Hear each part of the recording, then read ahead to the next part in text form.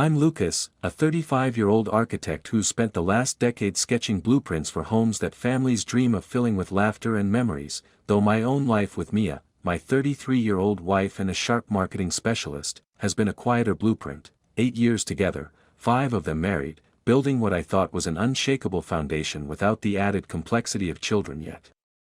We've navigated the rhythms of city life in our cozy apartment overlooking the bustling streets of Seattle, where the constant hum of traffic below and the scent of fresh coffee from our kitchen have always grounded me in a sense of contentment. But that illusion shattered one crisp autumn evening when I walked into our living room earlier than expected, only to catch Mia hurriedly shoving her phone into her purse, her face flushed in a way that wasn't from the chill outside, sending a jolt through me like the first crack in a flawlessly designed structure. This moment represents the initial rupture in the husband's trust, a classic psychological trigger known as an emotional shock that disrupts cognitive dissonance. The first warning sign was already here, manifesting in subtle nonverbal cues like Mia's flushed face and hurried movements, which the husband intuitively senses but rationalizes due to denial, a common defense mechanism to preserve the illusion of marital stability.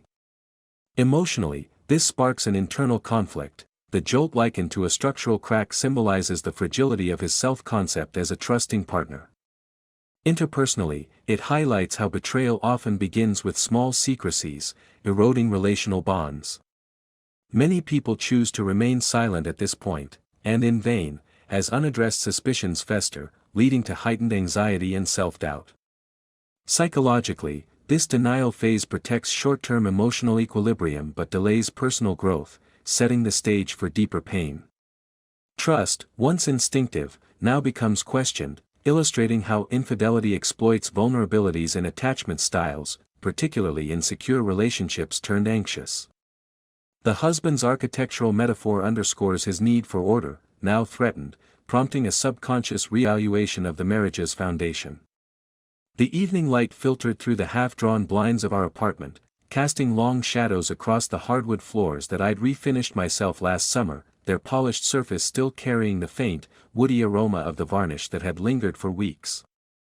I set down the canvas grocery bags on the granite kitchen island, the crinkle of paper echoing softly in the open space, filled with the staples of our routine, fresh arugula for Mia's salads, a bottle of her favorite Pinot Noir, and the thick cuts of salmon I'd picked up from the market where the fishmonger's hands, rough and scaled from years of work, always reminded me of my father's during our rare fishing trips. As I unpacked, the refrigerator hummed its familiar low tune, a comforting backdrop to the end of another day spent hunched over drafting tables at the firm, where the sharp scent of graphite pencils and the soft glow of computer screens blurred the hours into a productive haze.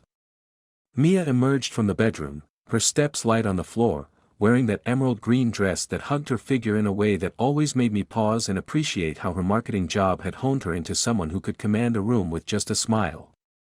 Her hair, usually tied back in a practical ponytail during her work calls, fell loosely around her shoulders now, carrying the subtle floral notes of her jasmine perfume that she'd spritzed on more generously than usual, the scent wafting toward me as she leaned in for a quick kiss on my cheek, her lips cool and brief against my skin. "Hey, love," she said, her voice smooth like the campaigns she pitched, but there was a slight hitch in her breath, an almost imperceptible pause as she glanced at the clock on the wall, its ticking suddenly louder in my ears. She announced she was heading out for a casual evening with some work friends, something about networking at a new lounge downtown, her fingers twisting the strap of her purse in a gesture I'd seen before but never questioned, until now, when it struck me as oddly restless. I nodded, forcing a smile as I arranged the groceries, the cold condensation from the salmon package seeping through my fingers, mirroring the subtle chill that crept into my thoughts. Internally, I rationalized it. After all, her job demanded these outings, the late-night brainstorming sessions where ideas flowed as freely as the drinks, and I'd always trusted her charm to navigate them without issue. But as she slipped on her coat, the wool fabric rustling softly, I noticed how she avoided my eyes, her gaze darting to the window where rain began to patter against the glass, streaking the view of the city lights below. A memory flashed, our wedding day 5 years ago, under a similar Seattle drizzle, where her laughter had cut through the gray like sunlight, her hand steady in mine. Now, as she kissed me goodbye again, her perfume lingering heavier in the air, I felt a twinge of unease, like the first misalignment in a blueprint that could compromise the whole design. Why the extra spritz? Why the hurried glance at her phone, its screen lighting up with a notification she silenced too quickly? I pushed the thoughts aside, attributing them to my own fatigue from a long day, but as the door clicked shut behind her, the apartment felt emptier, the warmth from the heater vent suddenly insufficient against the growing draft of doubt. What if this was more than just another night out? The silence settled in, broken only by the distant honk of cars below and the drip of the faucet I'd meant to fix, each sound amplifying my solitude. I poured myself a glass of the wine, the deep red liquid swirling in the stemless glass we'd bought on our honeymoon in Napa, its tart aroma evoking happier escapes. Sitting on the couch, the leather creaking under my weight, I scrolled through my own phone absent-mindedly, but my mind wandered back to Mia's evasive smile, the way her shoulders had tensed just slightly when I asked about who she'd be meeting. Just the usual crowd, she'd said, her words light but her eyes not quite meeting mine, a contrast to the openness we'd shared in our early years together, when late-night talks about dreams and fears had bonded us. I told myself it was nothing, perhaps stress from her latest project, the one that had her working overtime, but as the rain intensified, drumming against the windows like insistent questions, a quiet anxiety took root, whispering that the rhythm of our life might be shifting in ways I couldn't yet see. Days blurred into one another after that evening, the autumn leaves outside our window turning from vibrant oranges to brittle browns, crunching underfoot during my morning jogs along the waterfront, where the salty tang of Puget Sound mixed with the exhaust from passing ferries, grounding me in the physical world even as my mind raced. At work, I'd lose focus midway through rendering a client's dream home, the cursor hovering over lines that suddenly seemed as fragile as trust, my colleagues' chatter fading into a distant buzz while I replayed Mia's late returns, her coat carrying hints of unfamiliar cologne that she dismissed as just from hugging goodbye at the bar. Her phone, once left casually on the nightstand where its soft charging light would pulse like a heartbeat through the night, now vanished into her bag or pocket the moment she walked in, her fingers gripping it with a protectiveness that made my stomach twist. One afternoon, as I returned home early from a site visit, the scent of wet earth clinging to my boots from the construction mud, I found her in the kitchen, laughing softly into her phone, her back to me, her posture relaxed in a way she hadn't been with me lately. The sound of her voice, light and flirtatious, carried over the sizzle of onions in the pan she was stirring for dinner, but when she turned and saw me, her expression shifted, a quick flicker of surprise in her eyes, wide for a fraction of a second before narrowing into her usual warm smile, her free hand tucking a strand of hair behind her ear with a tremble I might have imagined. "Oh, you're home early," she said, ending the call abruptly, the click echoing in the room like a door slamming shut on a secret. Who was that? I wanted to ask, but the words stuck in my throat, choked by the fear of sounding paranoid, so instead I kissed her forehead, tasting the faint salt of her skin, and helped chop vegetables, the knife's rhythmic thud against the cutting board mirroring my pounding heart. Internally, the doubts multiplied like unchecked errors in a design schematic. I'd catch myself staring at her during dinner, noting how she avoided direct answers about her evenings out, her fork pausing mid-air as she crafted vague responses about team-building fun, her gaze drifting to the window where city lights twinkled mockingly. Hope flickered when she'd curl against me on the couch later, her body warm and familiar under the throw blanket we'd picked out together, its soft wool fibers brushing my arm as we watched a show, but frustration surged when her phone buzzed again, and she'd check it with a furtive glance, her thumb swiping the screen away too swiftly. Was it work? Or something, someone else? I rationalized, remembering her promotion last year, how it demanded more networking, but the inconsistencies piled up, a lipstick stain on a napkin in her purse that wasn't her shade, the way she'd started wearing that silver necklace I hadn't seen before, its chain catching the light as she moved, a gift perhaps from an admirer she hadn't mentioned. Tension built in small waves. At a casual dinner with friends one weekend, the clink of glasses and aroma of garlic-roasted chicken filling their home, I noticed Mia's eyes lingering on Alex, a colleague from her firm whom I'd met before, tall, with a confident laugh that boomed across the table, his hand brushing hers as he passed the wine, a touch that lasted a beat too long.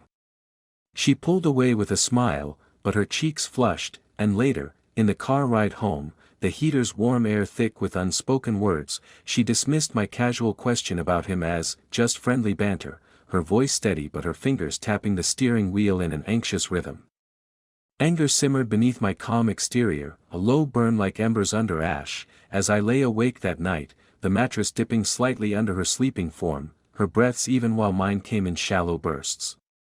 Here, the husband's growing suspicion exemplifies the psychological tension between trust and doubt, where denial transitions into active cognitive dissonance. A typical mistake is to think that this is just a phase, as he rationalizes inconsistencies like the necklace or touches, clinging to past memories to avoid confronting betrayal's reality. Emotionally, this manifests in physiological responses, racing heart, shallow breaths, indicative of fight-or-flight activation, heightening stress and insomnia. Interpersonally, it reveals Mia's manipulative charm, using evasion to maintain control, while the husband's blind spot in ignoring early signs stems from fear of loss, a common attachment insecurity. The simmering anger represents repressed emotions that, if unexpressed, can lead to resentment's long-term consequences, such as eroded self-esteem. This phase fosters personal growth potential through self-reflection, but only if denial is overcome, otherwise, it perpetuates a cycle of gaslighting. Themes of betrayal's consequences emerge, showing how small deceptions accumulate, fracturing intimacy and forcing the betrayed to question their judgment, ultimately catalyzing a shift from passive trust to empowered vigilance. What if my blind spot, my unwavering trust, had allowed cracks to form? The suspicion gnawed, leaving me staring at the ceiling fan's slow spin, its shadows dancing like elusive truths, wondering if the next clue would shatter everything or prove my fears unfounded. The weight of suspicion pressed on me like the overcast Seattle skies that week, gray clouds hanging low and heavy, mirroring the fog in my mind as I navigated the firm's office, the fluorescent lights buzzing overhead while I pretended to focus on elevations, my pencil scratching erratically across paper that smelled of fresh ink. Morning started with coffee in our kitchen, the bitter steam rising from mugs we'd engraved with our initials on our anniversary, but now Mia's sip seemed hurried, her eyes darting to her phone screen that lit up with messages she read in silence, her lips curving into a private smile that excluded me. I fought the urge to grab it, my hands clenching around my own cup instead, the ceramic warm against my palms as moral dilemmas swirled. Was invading her privacy a betrayal of my own values, or a necessary step to reclaim the truth? Internally, the doubts multiplied like unchecked errors in a design schematic. I'd catch myself staring at her during dinner, noting how she avoided direct answers about her evenings out, her fork pausing mid-air as she crafted vague responses about team-building fun, her gaze drifting to the window where city lights twinkled mockingly. Hope flickered when she'd curl against me on the couch later, her body warm and familiar under the throw blanket we'd picked out together, its soft wool fibers brushing my arm as we watched a show, but frustration surged when her phone buzzed again, and she'd check it with a furtive glance, her thumb swiping the screen away too swiftly. Was it work? Or someone else? I rationalized, remembering her promotion last year, how it demanded more networking, but the inconsistencies piled up, a lipstick stain on a napkin in her purse that wasn't her shade, the way she'd started wearing that silver necklace I hadn't seen before, its chain catching the light as she moved, a gift perhaps from an admirer she hadn't mentioned. Tension built in small waves. At a casual dinner with friends one weekend, the clink of glasses and aroma of garlic-roasted chicken filling their home, I noticed Mia's eyes lingering on Alex, a colleague from her firm whom I'd met before, tall, with a confident laugh that boomed across the table, his hand brushing hers as he passed the wine, a touch that lasted a beat too long. She pulled away with a smile, but her cheeks flushed, and later, in the car ride home, the heater's warm air thick with unspoken words, she dismissed my casual question about him as just friendly banter, her voice steady but her fingers tapping the steering wheel in an anxious rhythm. Anger simmered beneath my calm exterior, a low burn like embers under ash, as I lay awake that night, the mattress dipping slightly under her sleeping form, her breaths even while mine came in shallow bursts. Here, the husband's growing suspicion exemplifies the psychological tension between trust and doubt, where denial transitions into active cognitive dissonance. A typical mistake is to think that this is just a phase, as he rationalizes inconsistencies like the necklace or touches, clinging to past memories to avoid confronting betrayal's reality. Emotionally, this manifests in physiological responses: racing heart, shallow breaths, indicative of fight-or-flight activation, heightening stress and insomnia. Interpersonally, it reveals Mia's manipulative charm, using evasion to maintain control, while the husband's blind spot in ignoring early signs stems from fear of loss, a common attachment insecurity. The simmering anger represents repressed emotions that, if unexpressed, can lead to resentment's long-term consequences, such as eroded self-esteem. This phase fosters personal growth potential through self-reflection, but only if denial is overcome; otherwise, it perpetuates a cycle of gaslighting. Themes of betrayal's consequences emerge, showing how small deceptions accumulate, fracturing intimacy and forcing the betrayed to question their judgment, ultimately catalyzing a shift from passive trust to empowered vigilance. What if my blind spot, my unwavering trust, had allowed cracks to form? The suspicion gnawed, leaving me staring at the ceiling fan's slow spin, its shadows dancing like elusive truths, wondering if the next clue would shatter everything or prove my fears unfounded. The weight of suspicion pressed on me like the overcast Seattle skies that week, gray clouds hanging low and heavy, mirroring the fog in my mind as I navigated the firm's office, the fluorescent lights buzzing overhead while I pretended to focus on elevations, my pencil scratching erratically across paper that smelled of fresh ink. Morning started with coffee in our kitchen, the bitter steam rising from mugs we'd engraved with our initials on our anniversary, but now Mia's sip seemed hurried, her eyes darting to her phone screen that lit up with messages she read in silence, her lips curving into a private smile that excluded me. I fought the urge to grab it, my hands clenching around my own cup instead, the ceramic warm against my palms as moral dilemmas swirled. Was invading her privacy a betrayal of my own values, or a necessary step to reclaim the truth? One evening, alone in the apartment while she claimed another late meeting, the rain sluicing down the windows in rivulets that distorted the streetlights below, I succumbed. The air felt thick with the scent of her lingering perfume as I approached her dresser, its wooden drawers sliding open with a soft whisper, revealing nothing at first but folded clothes and jewelry.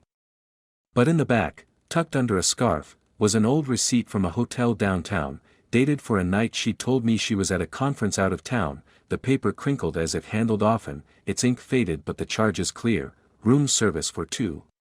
My heart raced, a thunderous beat in my ears drowning out the storm outside, cold sweat prickling my skin as I pocketed it, a small victory tainted by the setback of guilt washing over me. Was this proof, or a misunderstanding? I paced the living room, the rug muffling my steps, breathing deeply to steady myself, the air tasting metallic with anxiety.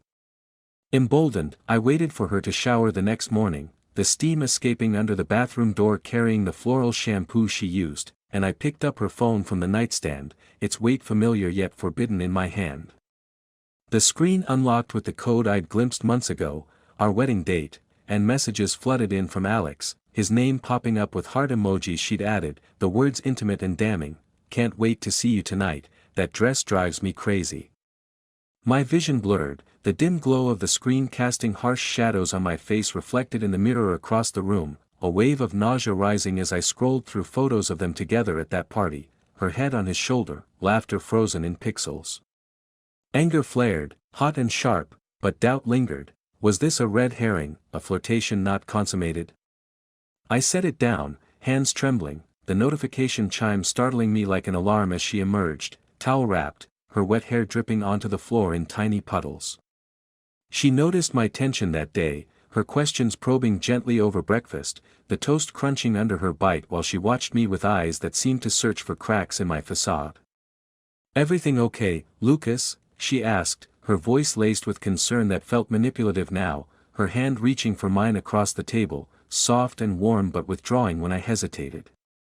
I nodded, forcing normalcy, but internally the storm raged, pain at the betrayal, determination to gather more before confronting.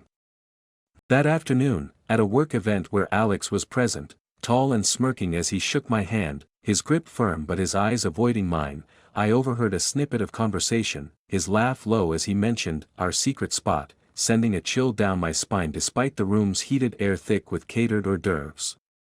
The encounter fueled my resolve, but as I drove home, traffic lights blurring through the windshield wipers swipe, a mysterious text from an unknown number appeared on my phone. "You deserve to know." Attached was a photo of Mia and Alex, arms linked, time-stamped from last night. Who sent it? Friend or foe? The uncertainty hung like a cliff, propelling me toward the inevitable truth. This cliffhanger moment captures the psychological escalation of suspicion into investigation, marking a shift from denial to moral dilemma in betrayal narratives. The husband's invasion of privacy, while ethically fraught, reflects a desperate need for agency amid powerlessness, a common response where trust's erosion leads to hypervigilance. Emotionally, mixed feelings of anger, pain, and determination swirl, as victories like finding evidence clash with guilt setbacks, illustrating betrayal's toll on mental health, often manifesting as anxiety or depression. Interpersonally, it exposes the relational imbalance. Mia's secrecy invites countermeasures, while the anonymous tip introduces surprise alliances, heightening tension through dramatic irony. Consequences of betrayal surface here, as uncovered lies dismantle illusions, forcing confrontation with reality. Personal growth begins subtly, as moral choices, invade or ignore, build resilience, teaching boundaries. Many overlook red herrings like potential misunderstandings, prolonging agony, but this propels empowerment, transforming victimhood into proactive truth-seeking, underscoring how betrayal can forge stronger self-awareness if navigated with introspection. The revelation hit like a seismic shift in the foundation I'd built my life upon, the anonymous photo burning in my pocket as I waited for Mia to return that evening, the apartment's lights dimmed to a soft amber glow from the floor lamp, its warmth clashing with the icy dread coiling in my gut. Rain hammered the roof, a relentless tattoo that amplified the silence inside, the scent of cooling takeout pizza on the coffee table turning stale as hours ticked by, my fingers drumming the armrest of the couch, each tap echoing my racing thoughts. When the door finally creaked open, Mia stepped in, shaking droplets from her umbrella, her face illuminated by the hallway light, revealing a flush that wasn't from the weather, her eyes bright, lips slightly swollen, as if kissed recently. She paused, sensing the tension, her coat slipping from her shoulders with a wet thud onto the hook, her movements deliberate but her posture stiffening like a structure bracing for collapse. "Lucas, you're up late," she said, her voice aiming for casual but landing on edged, crossing the room with steps that faltered slightly, her heels clicking against the floor in uneven rhythm. I stood, the receipt and phone screenshots in hand, the paper crinkling as I extended them toward her, my voice steady despite the tremor in my chest. "We need to talk about this." "About Alex." Her face paled, eyes widening in a flash of panic before narrowing into defiance, her hands clenching at her sides, nails digging into palms I could see whitening.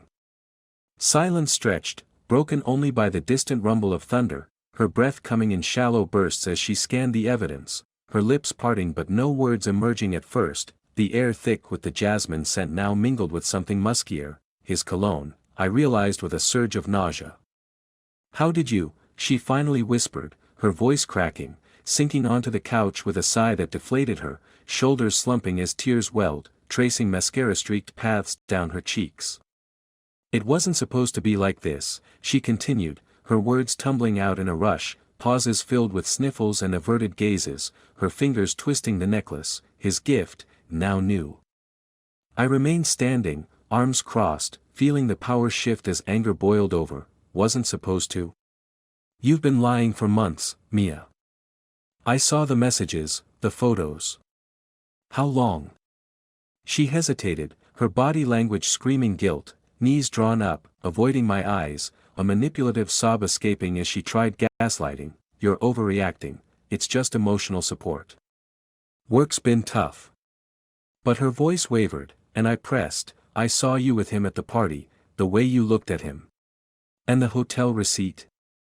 The room spun with emotional swings, my rage peaking, her despair evident, shock rippling through me as she admitted, since the summer conference, her confession hanging like a noose. Then the twist, a knock at the door, sharp and insistent amid the storm. I opened it to find Alex, drenched, his face etched with urgency. "Mia, we need to." He froze, seeing me, his confident demeanor cracking into tension, jaw clenching as he stepped back, rain dripping from his hair. "What are you doing here?" I demanded, voice low and controlled, fists balling at my sides while Mia rose, her hand covering her mouth in horror. He stammered, "I thought, she said you'd be out," revealing her lie's depth, the confrontation escalating as words flew, accusations from me, excuses from her, his defensive posture shifting to apology. Tears and shouts filled the space, the lamp's light casting dramatic shadows on their faces, highlighting her fear and his regret. In that chaos, I felt a strange composure settle, understanding I controlled my path forward, the emotional catharsis raw but clarifying as the door slammed behind him, leaving us in shattered silence. The confrontation climax embodies the psychological release of pent-up emotions, where denial shatters into raw catharsis, a pivotal interpersonal reckoning. Power shifts dramatically as the husband's composure contrasts Mia's panic and Alex's tension, highlighting betrayal's consequences. Exposed lies erode manipulators' control, revealing vulnerabilities. Emotionally, swings from rage to resolve mimic grief stages, shock, anger, acceptance, intensifying through sensory details like thunder and shadows, which amplify psychological tension. Themes of trust's fragility emerge, as gaslighting fails against evidence, forcing the wife into excuses that underscore her selfishness. Personal growth accelerates here. The husband's realization of self-control signifies empowerment, moving from relational dependency to autonomy. A typical error is rushing dialogue without pauses, but the silences emphasize nonverbal betrayal cues. Interpersonally, the lover's intrusion adds a twist, heightening stakes and moral ambiguity, understandable from desperation's view, yet inexcusable. This event catalyzes healing, teaching that confrontations, though painful, reclaim narrative agency, fostering long-term resilience against future deceptions. The aftermath unfolded in a haze of muted colors and hushed tones, the apartment feeling cavernous now, its once cozy corners echoing with the ghosts of arguments that lingered like the faint scent of her perfume on the pillows I'd stripped from the bed. Mornings brought a ritual of black coffee, its bitter steam rising in the kitchen where sunlight slanted through the blinds, casting striped patterns on the counter that reminded me of prison bars, self-imposed ones I'd finally recognized.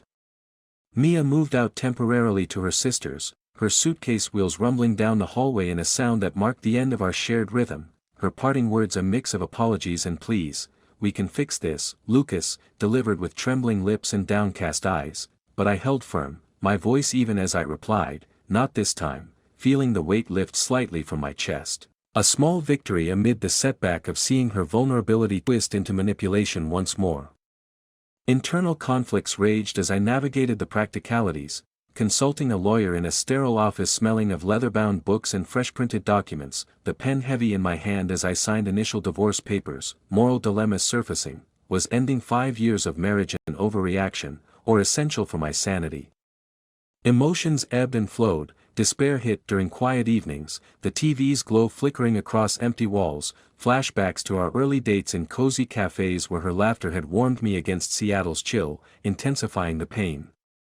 But clarity emerged in therapy sessions, the counselor's calm voice probing my blind spots, helping me reclaim confidence, my muscles relaxing for the first time in months as I breathed deeply, the air tasting fresher, untainted by deceit. Family weighed in subtly. My brother called, his voice crackling over the line from across the country, offering support that bolstered me, a surprise alliance against the isolation, while Mia's attempts at reconciliation, texts laced with remorse, flowers delivered with notes that smelled of her handwriting's ink, tested my resolve, each one a setback that I countered with boundaries, deleting them without reply. Financially, we untangled assets, the division of our joint account a cold arithmetic that symbolized the unraveling. But in those moments, I found power in small acts, redesigning my workspace at home, the scent of fresh paint erasing her presence, hobbies resurfacing like sketching late into the night under the desk lamp's warm halo, ideas flowing freely without the undercurrent of tension. As weeks passed, the decision crystallized during a solitary walk along the waterfront, the wind whipping salt spray against my face, waves crashing with rhythmic force that mirrored my emerging strength. Relief washed over me like the tide, confidence building as I envisioned a future unmanipulated, the door to our past closing with a finality symbolized by the lawyer's email confirming proceedings. No more highs and lows dictated by her secrets, instead, a steady calm, my heart rate slowing to a peaceful beat, body lightening as if shedding invisible chains. The choice to let go wasn't easy, but in the quiet of that realization, I felt free, ready to step into independence with a resolve that promised personal victory. This decision phase illustrates the psychological aftermath of betrayal, where consequences manifest in practical disentanglements, fostering personal growth through boundary setting. Emotionally, inner conflicts, despair versus clarity, reflect mourning the lost marriage, with flashbacks intensifying pain but aiding closure. Interpersonally, Mia's reconciliation attempts test resolve, exposing manipulation's persistence, while family support provides alliances that mitigate isolation. Themes of empowerment dominate, as small victories like redesigning spaces symbolize reclaiming life, countering setbacks like financial divisions. Denial's remnants fade, replaced by confidence from therapy, highlighting how betrayal's toll, lowered self-esteem, can transform into wisdom via reflection. Many remain in toxic cycles, fearing change, but the husband's choice underscores autonomy's value, reducing manipulation's hold. Sensory shifts, calming heart, fresh air, signal emotional highs post-lows, promoting mental health recovery. Ultimately, this builds relational stakes awareness, preparing for healthier futures by prioritizing self-worth over illusory stability. Months later, the divorce finalized in a courtroom bathed in fluorescent light that hummed softly overhead, the judge's gavel striking with a crisp finality that echoed through the empty chamber, severing ties as cleanly as a blueprint's precise line. I walked out into the spring air, the scent of blooming cherry blossoms carried on a gentle breeze, petals drifting like confetti celebrating my rebirth, my steps lighter on the sidewalk where sunlight dappled the pavement, warming my skin after the winter of discontent. Back in the apartment, now mine alone, I rearranged furniture, the scrape of wood against floor a satisfying assertion of control, infusing the space with new energy, bookshelves filled with architecture tomes I'd neglected, a easel set up by the window where morning light poured in, illuminating blank canvases waiting for my strokes. Life rebuilt gradually, mornings began with runs along the sound, the rhythmic pound of my sneakers on damp paths syncing with my steady breaths, endorphins chasing away residual bitterness as I nodded to familiar joggers, forging casual connections that hinted at new friendships. At work, promotions came easier without the distraction, my designs praised for their innovative flow, colleagues noting my renewed focus during meetings where coffee's aroma mingled with the buzz of creative ideas. Hobbies flourished, joining a local hiking group, the earthy smell of forest trails and the crunch of leaves underfoot grounding me in the present, conversations with strangers turning into bonds that filled the voids Mia had left. Reflecting on it all during quiet evenings on the balcony, the city lights twinkling below like stars I'd realigned, I dissected the betrayal's lessons, how my trust had blinded me to signs, the psychological toll of manipulation leaving scars but also wisdom, teaching me to value self-reliance. Empowerment surged through me, a calm strength replacing the chaos, no lingering anger but a profound understanding that betrayal reveals character, hers manipulative, mine resilient. The experience, though painful, catalyzed growth, sharpening my intuition like a well-honed tool, preparing me for authentic connections ahead. In the end, as I sipped wine alone, its velvety notes evoking not loss but possibility, a sense of closure enveloped me, cathartic and satisfying. The journey from shock to independence affirmed my inner fortitude, leaving me with slight hope for what lay beyond, perhaps love again, but on my terms, wiser and unburdened. Life, like architecture, thrives on solid foundations, and mine now stood firm, ready for whatever blueprint the future held. The husband's new life embodies post-betrayal personal growth, where consequences evolve into lessons on trust and self-reliance. Psychologically, closure brings catharsis, replacing bitterness with wisdom, as hobbies and routines rebuild identity eroded by deceit. Emotionally, relief and hope signal recovery from trauma, with sensory joys, blossoms, light, symbolizing renewal. Interpersonally, independence frees from manipulation, allowing authentic bonds, while reflection analyzes blind spots, preventing recurrence. Themes of empowerment shine. Betrayal's ambiguity, morally complex, fosters empathy without excusing harm. A common pitfall is lingering anger, but his calm acceptance models resilience, turning pain into strength. This phase highlights growth's nonlinearity, with highs in confidence offsetting past lows, teaching that trust rebuilds internally first. Overall, it affirms betrayal as a catalyst for profound change, emphasizing emotional relatability and vulnerabilities that connect us, paving paths to wiser, unburdened futures. Across the narrative, key events trace a psychological arc from trust's erosion to empowerment, underscoring betrayal's profound impacts. Initial denial preserves illusions but delays healing, while suspicion and proof-gathering reveal moral dilemmas, heightening emotional tension. Confrontation catalyzes catharsis, shifting power and exposing consequences like fractured intimacy. Decision-making fosters growth through boundaries, transforming pain into resilience. Resolution affirms independence, with themes of trust rebuilt via self-awareness. Interpersonally, manipulation's exposure highlights relational vulnerabilities, but personal victories emphasize agency. Ultimately, the story illustrates betrayal's duality, destructive yet transformative, encouraging introspection for stronger futures, where growth eclipses loss, offering hope amid human frailties.